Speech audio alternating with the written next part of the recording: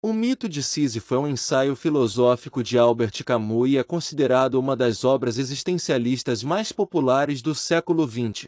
Isso deu origem à filosofia do absurdismo, compartilhando conceitos com existencialismo e niilismo. A preocupação fundamental do livro é a noção do absurdo, que é melhor descrita como um conflito entre a tendência humana de buscar valor e significado inerentes à vida e a incapacidade humana de encontrá-los em um universo sem propósito, sem sentido e irracional, com o silêncio irracional da resposta universal. Tentar definir isso é como água escorregando pelos dedos. No entanto, esse mundo em si não é absurdo. O que é absurdo é nossa relação com o universo, que é irracional. O absurdo pesa tanto no homem quanto no mundo. É tudo o que os une. Assim, o universo e a mente humana não causam o absurdo separadamente, mas o absurdo surge pela natureza contraditória dos dois existirem simultaneamente. Não sei se esse mundo tem um significado que o transcende, mas sei que não posso conhecer esse significado e que é impossível para mim agora conhecê-lo. O que um significado fora da minha condição pode significar para mim?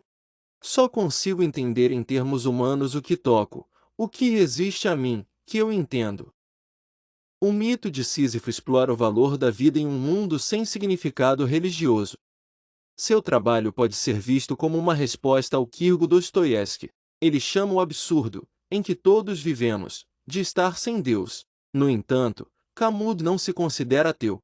Ele afirma: eu não acredito em Deus e não sou ateu. Isso reflete a noção do absurdo.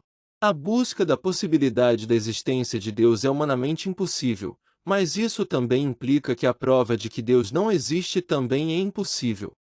Ele escreve em um universo subitamente despojado de ilusões e luzes, o homem se sente um alienígena, um estranho.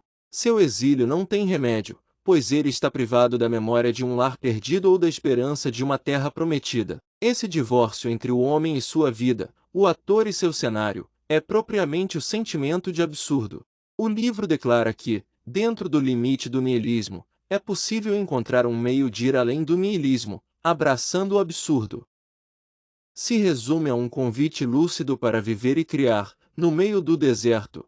A saída do desespero é reafirmar o valor da existência pessoal e a possibilidade de uma vida vivida com autenticidade.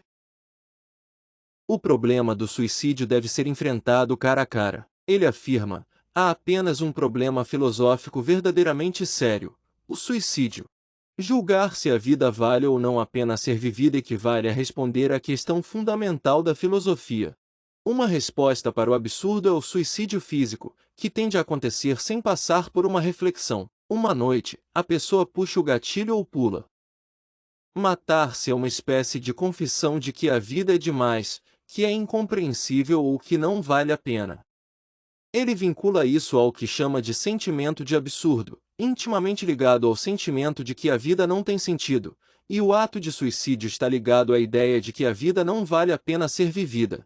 Morrer voluntariamente implica a ausência de qualquer razão profunda para viver e a inutilidade do sofrimento. No entanto, existem muitas contradições. Aqueles que cometem suicídio podem ter certeza de que a vida tem um significado, e aqueles que acham que a vida não vale a pena ser vivida, ainda assim continuam vivendo. Ku acredita que nosso instinto de vida é muito mais forte do que nossos motivos para o suicídio. Evitar todas as consequências da natureza sem sentido da vida por meio de um ato de iludir, geralmente se manifestando como esperança. O suicídio físico nunca é uma opção para o homem absurdo, assim como o salto de fé é uma aceitação extrema. Seria uma forma de concordar com a condenação absurda, ao afirmar implicitamente que a vida é realmente intoleravelmente absurda e que o suicídio é a única opção. A diferença entre um homem absurdo e um homem comum é que o homem absurdo tira mais proveito da vida, porque seu distanciamento vem de uma consciência elevada que o torna mais aberto às experiências. Uma visão de mundo absurda é aquela que abandona valores. Aquele que se baseia na descrição e não busca explicação ou justificativa. Por meio dos exemplos do sedutor, do ator, do conquistador e do artista, fica claro que o homem absurdo vive uma espécie de show. Ele vive como se estivesse totalmente comprometido com o que está fazendo. Ele cumpre seus dias de boa vontade e vive sem apelação, Como disse Camus, Camus também fala sobre suicídio filosófico. Uma das formas mais comuns de escapar do absurdo é justamente acreditar em algum sistema de crenças pronto, praticamente em todas as religiões do mundo, em que se aceita que algo é verdadeiro, que não é convincente, mas é conveniente e fácil de acreditar.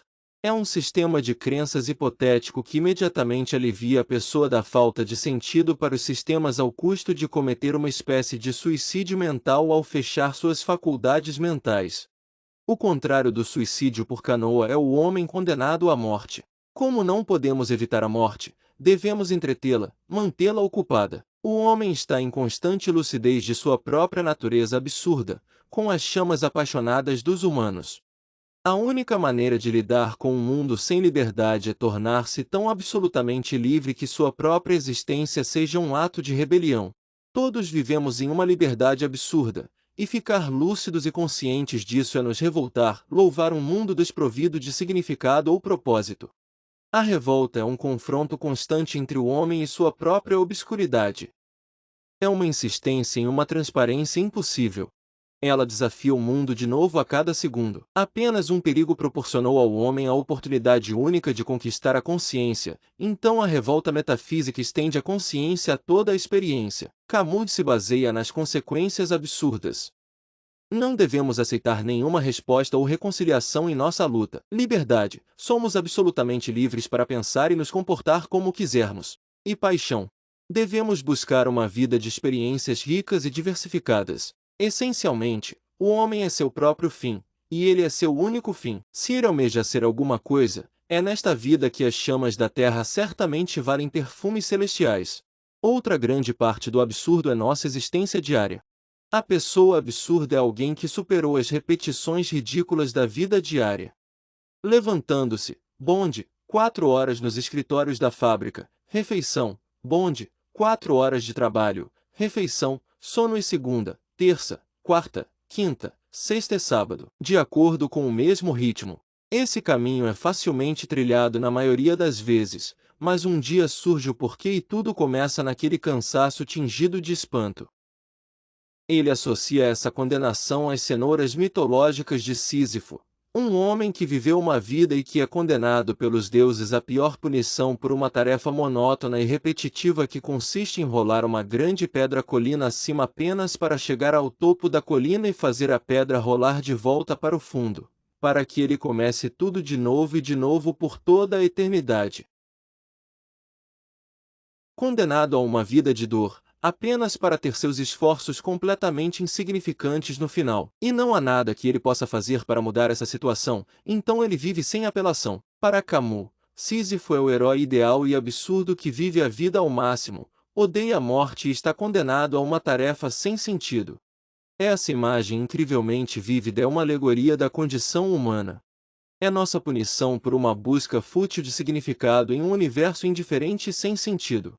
Enquanto trabalhamos nas mesmas tarefas mundanas, todos nós temos que empurrar nossas próprias pedras, apenas para vê-las rolar de volta para baixo. O que realmente torna nossa existência humana absurda é nossa consciência de nossa condenação a Sísifo quando evitamos a armadilha do suicídio físico e filosófico. No entanto, Camus não nos encoraja a cair no desespero. Ele imaginou Sísifo desafiadoramente encontrando seu destino enquanto descia a colina para rolar a rocha novamente. Quando ele está brevemente livre quando é superior ao seu destino e mais forte que sua rocha. Portanto, ele não é apenas um prisioneiro, mas uma turba. Mesmo que as lutas diárias de nossas vidas às vezes pareçam igualmente repetitivas e absurdas, ainda lhes damos significado e valor ao aceitá-las como nossas.